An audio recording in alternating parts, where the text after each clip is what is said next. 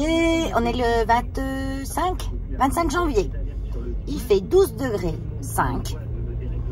Le ciel est couvert. Pleut pas pour le moment. Ça, c'était le point météo du jour.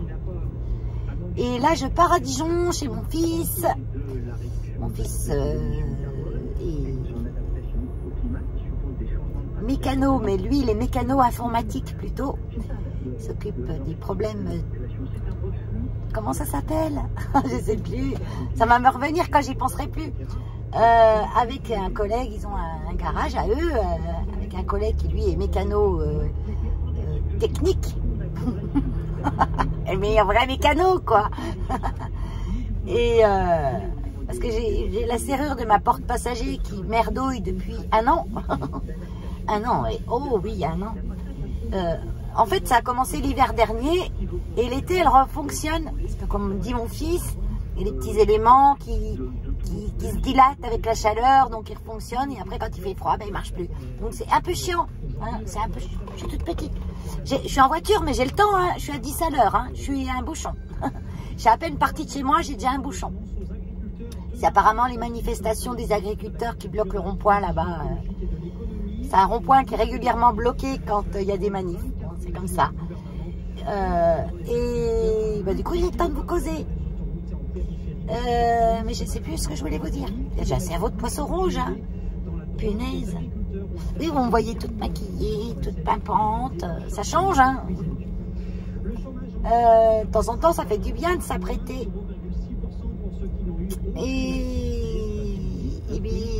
Et donc, ah oui, j'ai mis mon GPS pour aller déjà à Jardiland, à Chenauve.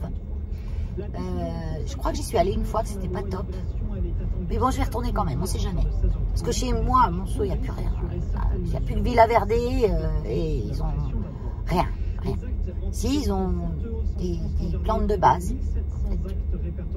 De temps en temps, on tombe sur un truc, mais c'est rare. Moi, je vous ai déjà montré dans des vlogs précédents ce magasin. Donc, je vais aller à Chenauve.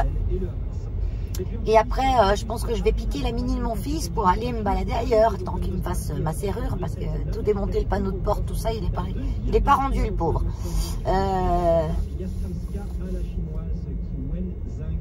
Et je voulais dire d'autres. Ça m'énerve, parce qu'en fait, on est sur 2 voies. Et il y a des voitures, il faut qu'ils doublent. Il faut qu'ils doublent. Et elles aillent encombrer la voie qui est déjà prise, quoi. C'est comme un entonnoir, en fait. On va tous se rassembler comme ça. Alors, si on se met tous comme ça, ben ça coince, voilà. C'est l'effet entonnoir. Que quand il y a un bouchon, si vous restez tous sur la même voie, ça avance mieux. Alors, il passait pas trop de voitures à côté, ça avançait mieux. Et maintenant, ben, on est en train de former l'entonnoir, là. Des fois, je suis contente parce qu'il y a un camion, il se met sur la voie de gauche pour empêcher justement les autres voitures d'aller devant et d'essayer de gratter 4 places pour boucher plus loin, quoi. Mais là, ils veulent pas. Des fois, je le fais moi. Je l'ai fait moi. Ah, il y a un étang juste à côté, il y a des petits loulous, il y a une dame qui se promène, il y a beaucoup de gens qui se promènent avec leurs chiens. Et là, elle a 3 loulous, la dame. Je vais vous montrer. Vous voyez. 3 gentils loulous. Ah, ils sont heureux là, hein, ils sont heureux. Hein. Un appel qui avait coupé ma vidéo. Faut tenir votre chien en laisse et ils disent non mais il est gentil. Ben oui, il y a plein de chiens gentils, mais comme je vous dis, d'un chien à l'autre, il peut être très gentil et puis parfois il peut avoir un comportement différent par rapport au chien qu'il a en face. S'il y a bagarre, quoi faire? Nous, quand il y a bagarre, il y a bagarre et bagarre en fait. Nous, on s'est repéré quand c'est une bagarre qui peut mal se finir et une bagarre qui est simplement une histoire qui domine l'autre. C'est pas évident. De donner des conseils là-dessus, c'est pas évident parce que c'est selon la bagarre. Bon, on va dire maintenant, vous avez une trouille bleue, votre chien se fait attaquer. Il faut prendre les pattes arrière de l'autre chien et l'élever. Du chien qui est le plus agressif sur l'autre. Vous lui levez les pattes arrière, il ne faut pas tirer. Parce que si vous tirez, ben, vous arrachez les chairs. encore plus. Et souvent, si on fait trop mal au chien qui attaque, il croit que c'est le chien qu'il est en train d'attaquer qui lui fait mal. Donc, il attaque plus fort. Donc, levez les pattes arrière. S'il y a de l'eau à côté, mettre de l'eau entre les gueules. Moi, ça m'est arrivé, mes dogues allemands. J'avais 2 dogues allemands femelles et de temps en temps, elles se prenaient le poil.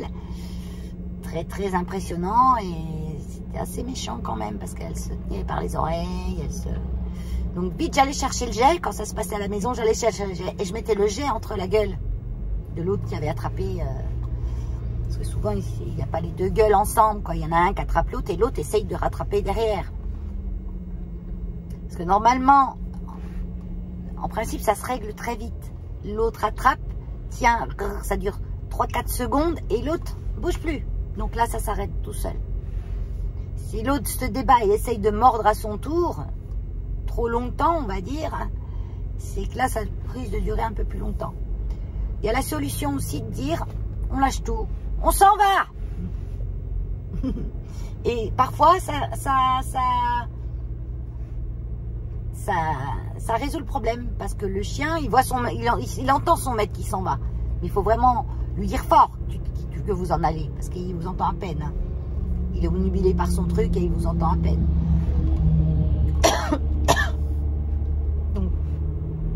Quand il sait que son maître s'en va, des fois il dit bon, du coup je lâche. Ça dépend pour quelle raison est la bagarre et comment elle se comporte pendant la bagarre. Voilà, il y a plein de choses. Enfin, bon, dans ces cas-là, je veux dire, en règle générale, on réagit comme on peut. Quittez le rond-point par la 2e sortie sur la N80. Merci madame. On réagit comme on peut. Ah oui, je vois des tracteurs. Je suis pas tardée d'arriver au rond-point là. Donc je vais vous laisser pour le moment. Ah là, j'ai passé le... Ah, il y avait vraiment beaucoup de tracteurs, hein. Vraiment, hein. Il y avait un feu, bien sûr, de... Je sais pas quoi, de la fumée. Mais vraiment, bravo, quoi. Ils ont bien entouré le rond-point avec tous les tracteurs en double fil. Mais il y avait quand même une file, une voie de libre. Et ce qu'il y a de bien, c'est qu'il y avait tout un cordon de gendarmes qui faisait la circulation, qui empêchait les autres de... Parce que sinon, quand on doit s'engager dans le rond-point, on peut attendre un moment, hein, parce qu'il y en a qui tournent autour. Hein. Donc, pas des manifestants, ils ne bougeaient pas. Hein. Mais les voitures qui viennent du rond-point. Et de temps en temps, ils arrêtaient les voitures qui venaient pour nous laisser passer, nous. Et ça, c'était trop top. J'allais dire un truc, ça y est, c'est encore perdu. Ouais. Tout à l'heure, on parlait des bagarres de chiens.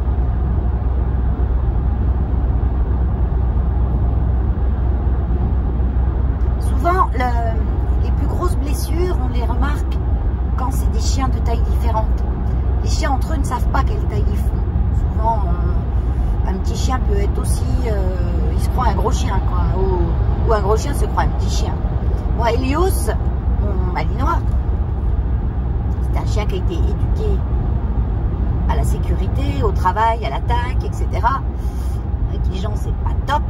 Mais avec les chiens, c'est un gros doudou. Donc avant, je pouvais le mettre sans laisse dans les endroits où il n'y avait pas de vélo. Parce qu'il a horreur des vélos. Mais où il n'y a pas de vélo, il n'y a pas de souci. Il n'est pas trop agressif avec les gens quand il est sans laisse. Parce que sans laisse, pour lui, c'est pas le travail. Dans sa petite tête qui était un petit peu perturbée. Si je lui mets une laisse, une muselière, c'est le travail à fond. En laisse, un petit peu le travail, et sans laisse, c'est pas le travail du tout. Et quand il croisait des chiens, il voulait jouer toujours avec. Donc il avait toujours en principe un air enjoué. Donc les chiens en face étaient enjoués aussi. Et si un chien arrivait un petit peu à chez moi que v'là, il faisait le c'est moi que v'là aussi, et en principe l'autre se rabaissait rapidement. Maintenant je peux plus le lâcher du tout parce que comme il est aveugle, il faut qu'on ait le cordon ombilical toujours. C'est la canne blanche en fait, la laisse. Et il faut que je me calme moi, parce que là il y a un radar tronçon qui est normalement limité à 110. Et là, je suis bien au-dessus.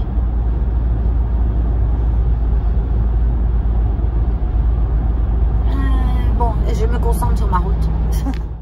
Allez, c'est parti pour le petit tour à Jardiland Chenauve. En entrée, parce que je vous fais un menu, hein. Entrée, plat, dessert. En entrée, on vient de voir les Calathea White Fusion. Les plantes de l'enfer.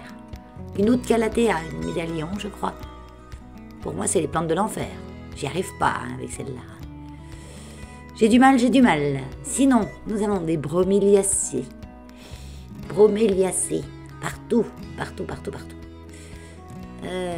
Là, je vois une table au loin. Mais bon, je vais aller avant. Oh là là, c'est quoi ça? Un Oya, un seul. Dans tout le magasin, j'ai trouvé qu'un seul Oya. Un Linearis. Bon, je l'ai déjà, donc ça ne me tente pas plus que ça. Il était joli et il était à 23 €. Bon, je vous passe les 99, les 90, j'ai arrondi au-dessus. Hein. On va gagner du temps. Donc, on n'est pas fourni en Oya hein, chez Jardiland à Chenauve. Hein. Par contre, on a ce qu'on dit appeler, ce qu'on appelle à Chenauve, à Jardiland, des potos. Regardez les beaux potos. 3 pour 14 €. Sauf que ça, c'est pas des potos. Ça, c'est des philodendrons. Ça, c'est des brasiles. Ça, c'est des bicans. Donc, le bicans lime, ou le clair, la jaune claire. Il me semble que c'est lime son nom. Le Brésil est un micans de base. Donc c'est ni des Scindapsus, ni des Epipremnum. Et puis les mettre bien en photo. Hein. C'est dingue. C'est dingue. Alors, soit ils nous prennent pour des cons, soit ils sont bêtes. Et même sur le pot, Scindapsus. Ça n'a rien à voir. Vous voyez, il y a une cataphylle sur la tige. Les potos et Scindapsus et Epipremnum n'ont pas de cataphylle. Ils font la feuille directement, elle ne vient pas enveloppée dans une peau. Voilà un potos. Au moins sur les 3, on en a un. Et ça, c'est le potos doré de base, super solide. Je conseille aux débutants à 100%. Il n'a pas besoin de trop d'eau, il ne faut pas lui en donner de trop, vous allez le faire mourir. Sinon, des petits piléas, des ficus. Ouais.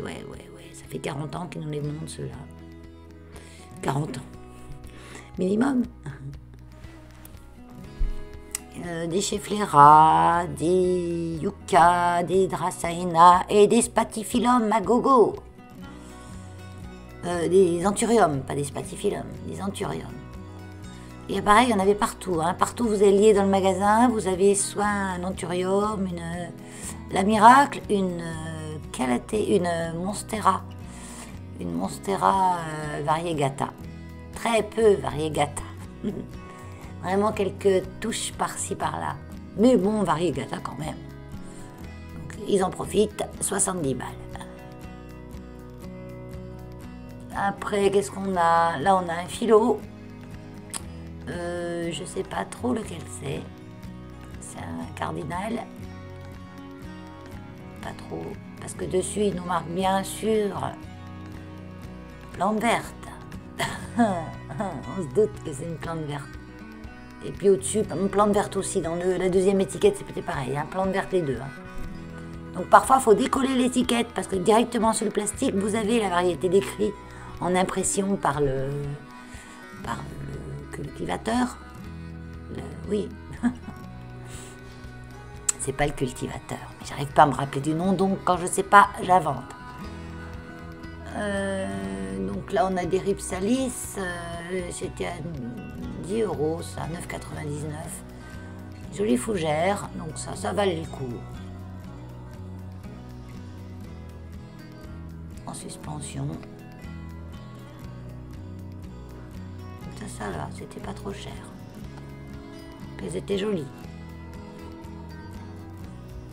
Peperomia et puis un autre Ripsalis là-bas. Un Zamioculcas Ravenne. Alors là, par contre, vous sortez de l'ordinaire. Parce que la plupart du temps, oui, vous voyez que vous sortez de l'ordinaire au prix. 23 balles. La plupart du temps, on voit les Zamioculcas verts. Le normal, quoi. Et le Ravenne, moins souvent. Alors ça, je déconseille, ça c'est une Alocasia Frydek. je déconseille aux débutants hein, et à ceux qui n'ont pas beaucoup de lumière chez eux. Il faut de la lumière, plus.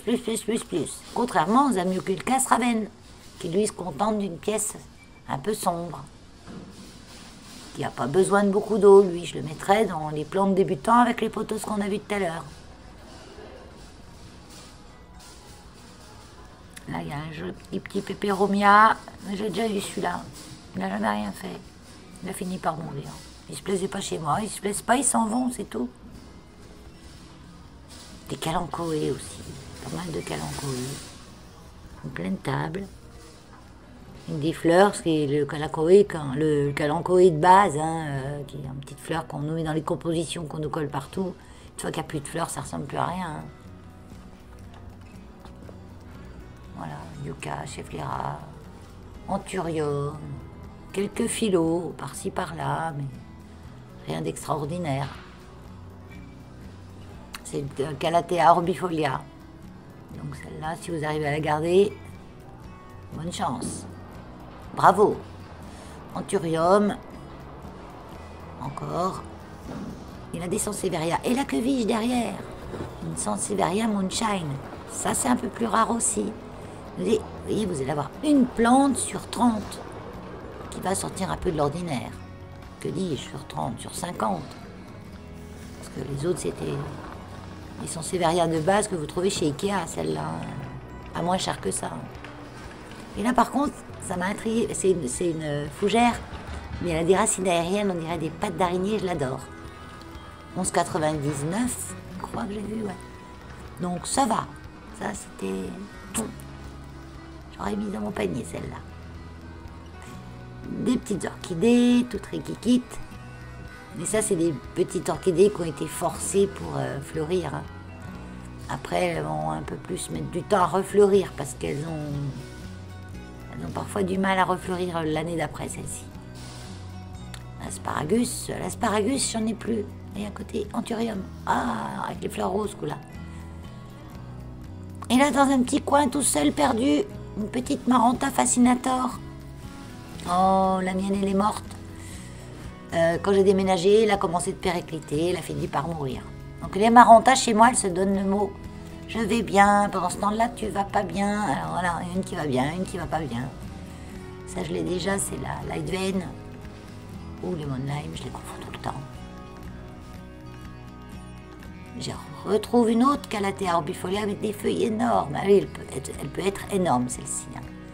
Et le bord des feuilles qui jaunit comme ça, quand ça fait ça dans une jardinerie, qui a un taux d'humidité, la luminosité qu'il faut, l'humidité qu'il faut. Aikmea, je me note le nom parce que je m'en souviens jamais. Ça, c'est une plante que quand j'étais petite, ma mère avait. Et elle me grondait tout le temps quand je grattais le blanc sur les feuilles. J'adorais ça. Il ne faut pas faire ça, elle me grondait. Et quand la fleur est morte, je lui disais, quand est-ce qu'elle va revenir la fleur? Elle m'a dit, oh, dans 5 ans. Un petit Black Velvet, Alocasia Black Velvet. C'est bien, on en trouve un peu. À côté, il y a un poli. Ils sont placés comme chez moi. Le poli et le Black Velvet sont à côté. Et les petits calanchoés, là. C'est mignon quand c'est en fleurs. Mais après, ça ressemble plus à rien une fois qu'il n'y a plus de fleurs. Des bromeliacées. Pareil, ça, c'est joli quand c'est en fleurs. Et là, on a un Alocasia, mais c'est un Aslani, ça. Il a les veines violettes. Pas les reflets violets comme le Cuprea, le reflet est sur sa feuille. L'Aslani a vraiment des veines violettes. Et ça, je pense que c'est un Aslani. Bon, il ne marque pas dessus, bien sûr, hein, mais il était à 14 €. Vu la taille, ça allait. Alors voilà, des Drassanea. Un petit potos Manjula, tout seul perdu dans son coin. Il était à 10 balles. Il me semble. Bah, je trouvais cher.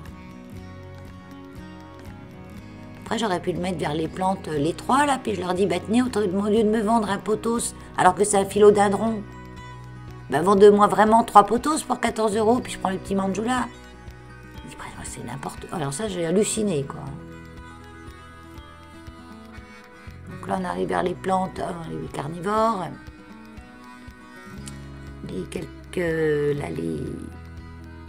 Tous les terrariums, Là, il y a des racks. Donc, je vais aller piquer ce qu'il y a dessus. J'aime bien voir sur les racks parce que les plantes viennent d'arriver. Donc, elles sont toutes fringantes. Mais il y a des orchidées, des fougères. Asparagus, fougères, orchidées.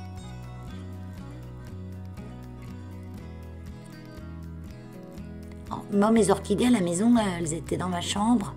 Et elles ont commencé de me faire des boutons floraux. Alors je dis, oh super, je vais en profiter, je vais les amener dans ma cuisine. Bah, elles n'ont pas aimé.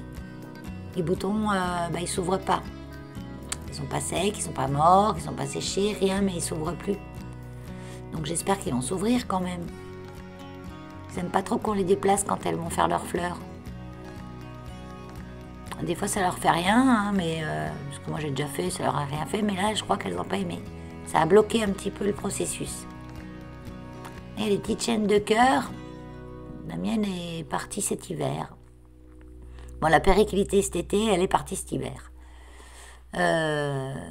Centre pas bien, Valérie, du tout, comme d'hab. Et tout à l'heure, j'ai vu une potée qui était moyenne, qui faisait 20 €, et là, on avait les petites potées à 3 et quelques ou 4 €. Bon, au pire, 4 €. Vous preniez 3 petits pots comme ça, vous le mettez dans un gros pot, ça vous faisait une super potée pour 12 €. Donc, des fois, ça vaut plus le coup d'acheter 3 petits qu'une grosse. Pour certaines choses, hein. Parce que j'ai vu qu'ils vendaient des petits filots, les petits filots d'adron, là, c'est des nourrissons de chez nourrissons, hein, dans Baby Plant, hein. Il sera mort le temps qu'il devienne grand, hein. Rapport au cactus, ça pareil, j'en vois pas trop souvent. J'aime bien aussi, c'est spécial, mais j'aime bien. Oui, parce que les baby plantes, elles sont plus fragiles que les grosses plantes. Elles ont besoin de plus d'humidité, tout ça, donc c'est bien d'avoir une petite serre de maison pour les mettre dedans. Donc là, on arrive vers les plantes grasses, Echeveria, et là, oh, ça m'énerve. Les plantes peintes. Même si c'est de la peinture soi-disant pour plantes, pourquoi ils font ça, quoi? C'est nul. Et ceux qui achètent ça, c'est pas mieux, hein. Alors, des petites crassulas, tout ça, et c'était joli. Petit, mais joli. Pour débuter une petite collection de plantes grasses, les prix sont raisonnables. Là, c'est Echeveria, là. C'est la première fois que je les vois ici. En magasin, c'est la première fois que j'en vois. Je sais même pas ce que c'est comme Echeveria. Bien sûr, c'est pas écrit dessus, allez, rêve pas. C'est écrit Echeveria. Déjà, c'est bien, ils ont écrit Echeveria. Et je l'ai pas eu, celle-là, je crois. Alors, 9,99, 10 balles, bon, ouais, bof. Avec le cache-pot, quoi. Mais on s'en fout du cache-pot. Parce que de toute façon, la plante, on va la mettre dehors, on va pas laisser le cache-pot, hein, parce que quand il pleut, ça va être pataugeoire. Des petits cotylédons. J'aime bien ça, on dirait des petites dragées.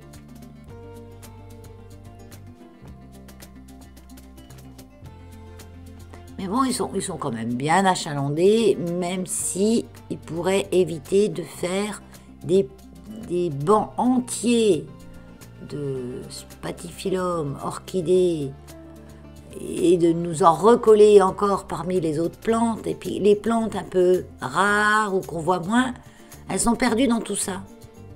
Donc je comprends pas le truc. Et elles sont pas mises en valeur. En fait, partout où tu te promènes dans le magasin, tu trouves soit un spathiphyllum, soit une bromeliacée.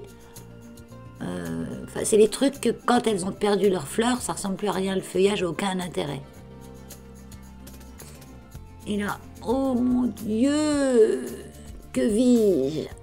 Les Gymnocalcium. Ah, ça c'est la première fois que j'en vois au magasin en fait.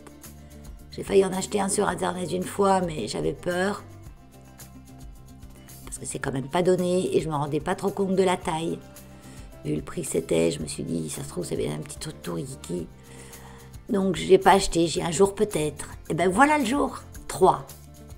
Il n'y en a pas 50, hein. Regardez, vous avez une marée de cactus divers et variés et 3 Gymnocalcium. Ils sont gentils, ils ont pensé à moi. Bonjour. Hier, je suis rentrée tard de Dijon. Dijon. Ma serrure réparée, nickel, impeccable. En fait, il n'a pas mis longtemps du tout. Je pensais en avoir pour un moment, mais en fait, il a dit non, mais c'est tout simple sur Audi. En fait, en fait. Ah, pourquoi tu dis tout le temps en fait aujourd'hui? C'est la fête ou quoi? Donc, je voulais vous montrer. Donc, après avoir réparé ma serrure, vu qu'il n'en a pas eu pour trop longtemps, je suis allée faire un petit tour dans Dijon. Et dans le centre historique de Dijon, qui est un super petit quartier où il y a la chouette que les gens vont caresser et qui est en train de disparaître d'ailleurs parce qu'à force de se faire frotter. Voilà. J'ai vu, je suis en mode miroir, donc vous allez voir à l'envers, qu'il y avait une mercerie qui s'appelait la mercerie Mimosa, Mimosa comme la fleur, qui se trouve 11 rue Auguste Comte, dans le quartier des Antiquaires à Dijon. Et j'ai regardé sur Google et j'ai vu qu'il y avait pas mal de laines apparemment qui seraient des bonnes laines.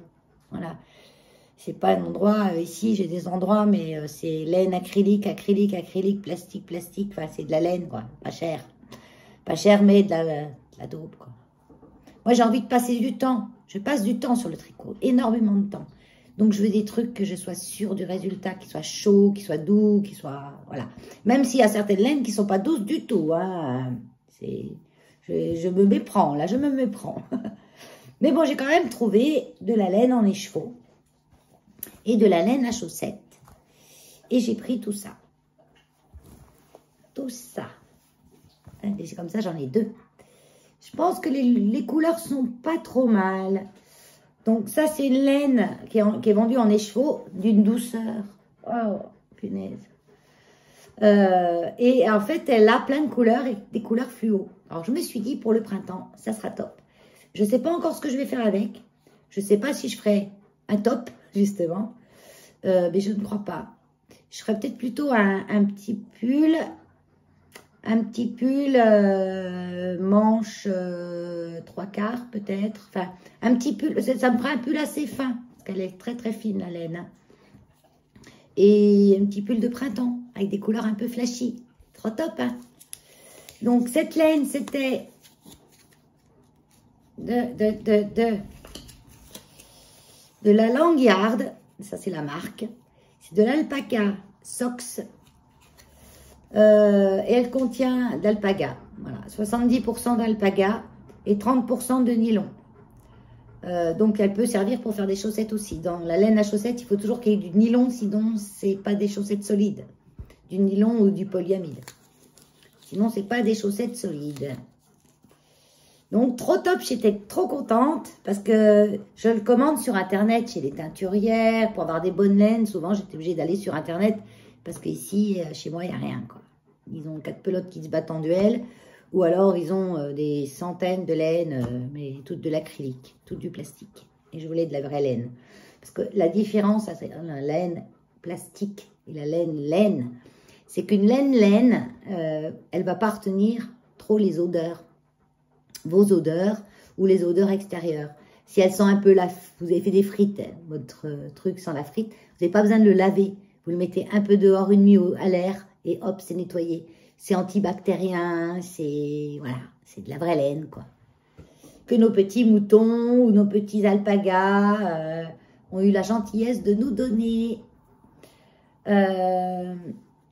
Et l'autre que j'ai pris, c'est pour des chaussettes. Pareil, elle est super douce. Hein. Et pourtant, celle-ci, parce que souvent, la laine vierge, la pure laine vierge, elle est des fois un peu grattante. Hein, elle n'est pas vraiment douce. Et celle-là, elle contient de la laine vierge. Attends, je retrouve le truc. J'ai vu écrit en plus, je sais que c'est écrit. C'est la marque Shippage. Il y a un nom à coucher dehors. Shippage Downtown. Je pense que ça se dit Shippage. Je vous l'écris. C'est une laine qui se tricote en aiguille 2,5, 3 mm. Donc pour les chaussettes, moi je prends du 2,5. 75% mérinos, extra fine. Et 25% de nylon. Donc idéal. Et c'est une laine qui va me faire des rayures sur mes chaussettes.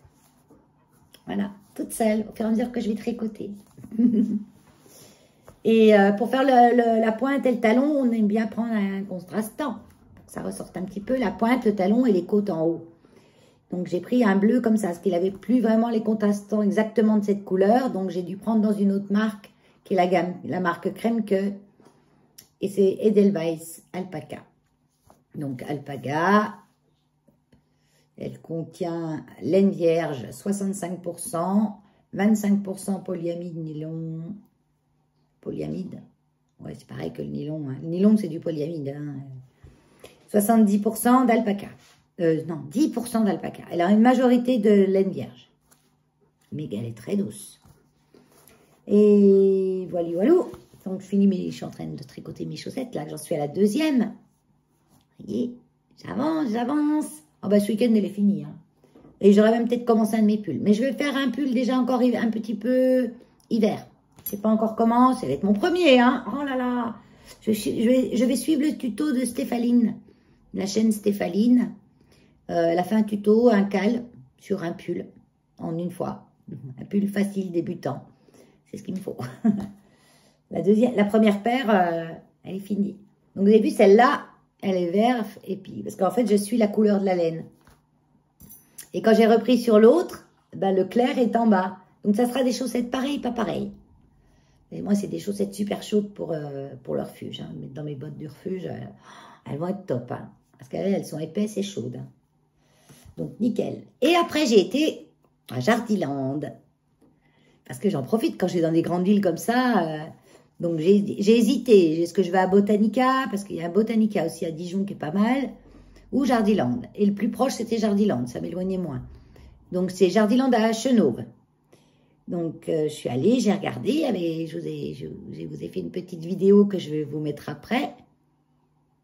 Et ben, je ne vais pas vous dévoiler avant ce que j'ai acheté. Donc, je vous raconte juste une anecdote. Après, je vous mets la vidéo et après, je vous montre ce que j'ai acheté. L'anecdote. Bonjour, est-ce que vous avez du lait chaud Japon? C'est une jardinerie, hein? Du quoi? Je parle en chinois à l'autre. Du lait chaud Japon. Les choux Japon. Les choux Japon. Attendez, j'appelle ma collègue. Elle appelle la collègue qui est censée être au rayon plantes vertes, parce qu'elle, elle était au rayon extérieur, donc on peut se dire c'est normal qu'elle ne connaît pas. La collègue au rayon plantes vertes, elle me dit, du lait chaud à quoi? Du lait chaud Japon, c'est un substrat minéral. Ah non, non, non, on n'a pas ça. Hein. Bah, j'ai dit, ça serait bien de l'avoir. Elle fait, ah oui, l'autre jour, un monsieur m'a demandé la même chose, je me souviens maintenant. Voilà, donc Jardiland, il faut en mettre dans tous vos Jardiland. Donc du coup, je suis obligée de commander sur Internet. Voilà, comment on fait tourner les commerces. Ils se mettent pas à la page, c'est une catastrophe. Donc les plantes dedans, pas mal. Pas top, mais pas mal. Je vous fais le petit machin et après la petite vidéo et après je vous montre ça. Alors, ouais, bon, je sais, le cadrage, pas top. C'est pas évident hein, de filmer parce que moi je regarde pas dans mon téléphone, je regarde ce que je vois. C'est pas évident. Donc bon, j'en coupe pas mal de bouts hein, quand même parce que on a vu un bout, des fois on a tout vu. Hein. Vous avez une sorte de plante, genre du ficus, Benjamina. Alors ça, c'est pareil qu'à Villa Verde, hein, ils aiment bien. J'aime pas trop cette plante, moi, le ficus Benjamina. J'ai eu ça il y a très longtemps. J'ai pas eu une bonne expérience avec. Donc, du coup, j'en veux plus. Et il y a tellement de jolies plantes maintenant, et tellement de choses un petit peu variées, un petit peu qui sortent de l'ordinaire. Ben non. Et des bromeliacées. Des bromeliacées, c'est le truc qui est joli parce qu'il y a la fleur, mais une fois qu'il n'y a plus de fleurs, ça ressemble à l'orage, quoi. Et puis qui ne garde pas en plus. Puis ben, pour que ça fleurisse, puis attendre un moment. Hein. Mais je pense qu'ils vendent des plantes qui crèvent vite pour pouvoir en vendre plus. Non, je rigole. Bon, du coup, j'ai jeté mon dévolu sur quoi? Sur une Maranta Fascinator. Parce que la mienne était morte. Bon, elle n'a pas un super port, hein, mais il n'y en avait qu'une. Hein, j'ai pas trop le choix. Après 9,99 €, hein, il n'y avait rien à dire. Hein. Et bah oui, la mienne était super jolie dans mon ancienne maison. Et quand j'ai déménagé, eh ben, c'est une des seules qui a vraiment pris un coup que j'ai pas pu rattraper. Les autres, elles ont toutes pris un coup, mais j'ai pu à peu près rattraper. Comme je les regarde, elles sont là. Comme je dis souvent, elle se donne la relève. En fait, quand il y en a une qui va bien, c'est l'autre qui va mal. Quand l'autre va bien, l'autre va mieux, c'est l'autre qui va mal. Voilà. On veut du soleil, on veut de la lumière. Donc, j'ai repris... donc, je ne vais pas la changer de peau. Hein. Là, je la laisse. Elle n'a pas les racines qui sortent de trop. Le terreau n'a pas l'air si catasse. C'est pas que de la coco, comme on voit souvent sur celle-là. Donc, dessus, il marque Maranta amabilis. Ça n'existe pas pour moi, ça. Hein. Moi, je connais que Maranta fascinator, Kershoveana, Lemon Lime, Light Vein, Amabilis. Ah ouais, mais attends. Il y a une étiquette avec écrit Maranta amabilis 9,90 et dessous, il y en a une autre. Et qu'est-ce qui est écrit sous l'autre? Ils sont gros comme la lune. Hein. Parce que sous l'autre, c'est écrit Maranta fascinator 9,99. Le même prix, il n'y a juste pas le même nom. Peut-être qu'ils vous mettent Amabilis pour que vous croyez que c'est encore une autre sorte. Moi, j'ai la Fascinator, mais l'Amabilis, je ne l'ai pas, donc je l'achète aussi. Non, c'est une Fascinator, point à la ligne, quoi. C'est les noms commerciaux, c'est une catastrophe, hein, quand ils vous mettent des noms, hein, parce que souvent, il n'y a pas de nom. Hein. Je ne sais pas si vous avez vu dans la vidéo, je vous montre des potos. Ils marquent Epipremnum. En promotion, là, 14, je ne sais plus combien. Où je vous dis, hein, il n'y en a qu'un seul dedans, d'Epipremnum. Alors, tu as Epipremnum Sandapsus. C'est deux variétés qui sont similaires. Et ces deux variétés-là sont réunies en un seul nom, potos. C'est un nom vulgaire, en fait, le potos. C'est un nom qu'on dit pour toute la variété Sandapsus Epipremnum. Mais dans leur variété, la Epipremnum, les trois quarts, c'était du philo. Philodendron micans, Philodendron basil. C'est, voilà, c'est pas pareil. C'est pas pareil. Le philo est plus difficile, hein, le micans, le basil, sont parfois plus difficiles qu'à tenir qu'un potos doré, quoi. Non, comme ça. C'est pas en allant en jardinerie qu'on va apprendre à jardiner. Hein. Et puis j'ai pris un truc, ça c'est plutôt un truc coup de cœur, voir. Il disait que c'était une herbe. Alors j'ai pas encore regardé sur internet, hein, ils appellent ça une calicia. Je pense que c'est une sorte de misère, tout simplement, hein, avec des toutes petites feuilles. Et les oiseaux, tout ça, les lapins, ils peuvent y manger. Bon, il y a plein de plantes qui peuvent manger, hein, les chlorophytum. Mais bon, j'en ai pas de chlorophytum. On va bien en avoir un d'ailleurs, mais j'en ai pas eu l'occasion d'en retrouver un. Parce que je l'aimais bien n'importe, un vert ou un vert et blanc, je sais pas. Panaché ou pas panaché, je sais pas. Enfin, peu importe. Si, j'en ai des boutures que j'avais récupérées sur un balcon à Paris. Donc ça, je vais le mettre au-dessus de la cage à Keno et Max. Pas Keno, Keno il touchera pas lui. Si, il va me foutre tout le pot par terre avec la terre avec. À Max et Lola. Parce que eux, ils vont peut-être grignoter. L'autre jour, je leur ai donné des fans parce qu'ils aiment bien grignoter la verdure. Quand je lâchais Max et Lola au départ, j'avais des plantes. Il y a une quinzaine d'années, hein, parce que ça fait déjà au moins 15 ans que j'ai Max. Et peut-être pas 15 ans, mais 12-13 ans. Hein. Et j'avais des plantes, déjà. Et Max vivait en liberté dans la maison. Il avait son endroit, sa cage, où il allait faire son pipi dedans, son caca, il s'est mangé. Et il pouvait aller se porcher où il voulait. Et il m'avait bouffé plein de plantes. Mais plein. Je le laissais des fois un après-midi sans surveillance. Je revenais, j'avais une plante en moins. Il me les bouffait toutes. Donc je vais mettre ça. Ça les rappellera ces vieux trucs. Alors, est-ce que je le remets dans la cage? Ouais, je vais le remettre dans la cage. Alors, le problème, c'est que Max, quand il bouffe, il bouffe. On peut même la négocier tout en une fois. Mais apparemment, si on coupe, ça repousse. C'est un peu comme l'herbe à chat, en fait. L'herbe à chat, mais là, c'est joli. Parce que l'herbe à chat, c'est moche. Hein. Il y aurait de l'herbe, quoi. Donc, il faut que je regarde sur Internet comment ça s'entretient. Je pense qu'il faut garder humide. Et puis, voilà, là, elles étaient trempées. Hein. C'est pareil, ils vendaient des fougères. Je vous ai montré les fougères. J'en avais pris une à un moment. Et après, j'ai pris autre chose non, il fallait que je repose un bout. Ça me faisait trop. Financièrement, hein. Et ben, il y avait une fougère, elle était trempée. Et l'autre, elle était complètement sèche. Et je me suis dit, punaise, elle vit. Elle était complètement desséchée. Le pot était tout léger. Donc quand ils arrosent, ils doivent l'oublier celle-là. Alors du coup, quand je l'ai remise, j'ai changé de place pour qu'elle prenne un peu d'eau quand même. Et l'autre était mouillée. Hein. Une fougère, ça n'aime pas être desséché, je pense. Hein. Et ma folie furieuse, mais c'est quelque chose que je voulais depuis longtemps, mais que je trouvais jamais en jardinerie, que je trouvais sur Internet, mais le prix était tellement cher, puis on voyait pas bien, la grosseur, tout ça, je me rendais pas compte. Un gymnocalcium. Regardez comme il est beau. Alors, celle qui connaît, c'est le... Il est gros. Ouais, il est quand même gros. Hein. Il a un bon diamètre. Hein. Il roule. Hein. Il roule. Ils sont mis dans des pots avec ce qui me semble être du substrat qu'on met dans les aquariums. Dans les aquariums, on met un substrat. Il y a un substrat minéral qui s'appelle, je ne sais plus comment... J'en ai d'ailleurs dans celui-là, qui favorise l'implantation des plantes et qui contiennent un engrais et tout. C'est pas du sable, hein, c'est un sable bien spécifique.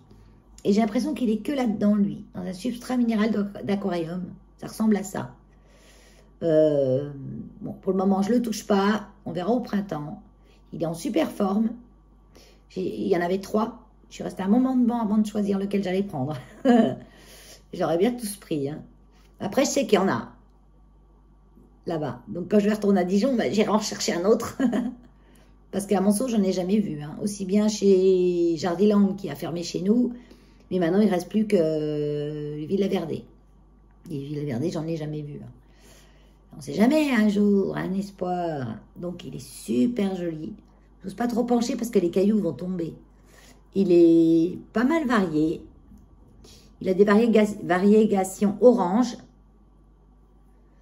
Et je le trouve de bonne facture. La facture aussi était bonne. Ça coûte 19,99 €. Ils m'énervent avec leurs 99, 20 balles quoi. 20 balles, 20 €.